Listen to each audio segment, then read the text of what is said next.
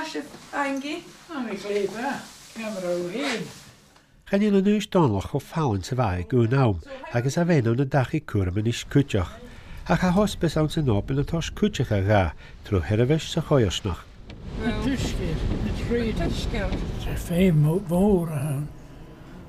Oh, heen fechten, Lisa Tiana Gosset. Jew heen. En dat is de maag, I guess. Fijn drukig en go. Bier, agus. Aran, agus banjas, rutmachine. A farach i'r cwtioch awle sy'n, halis a cwrdd doi rwydnil y dygwynio le chinas yn laintanach, a dyn o gai pein.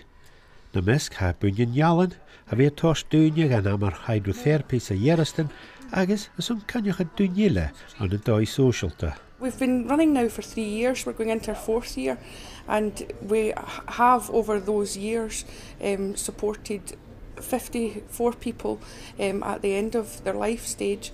So, you know, the more we're getting known in the community, the more we can help people, and that's what our aim is to do.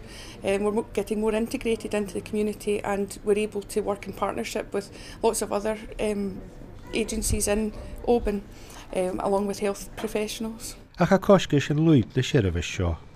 Hanna siarafysyn as a chairsnach y cosg cerat mila nocht as a vliana agus ha yn de hospice y cosg fichet se coig mila nocht as a vliana agus chavisyn y fain grantichen itcher y hospice yn Oban hasyn girach y tokal yn erigid hasyn awn se chairsnach. A mes na rwyd yn has a dyn o'r sy'n erigid a hwgol, ha tachartys yn mar leit ap a laif os yn cainach e'r dwynia nach e'r color ein yn is.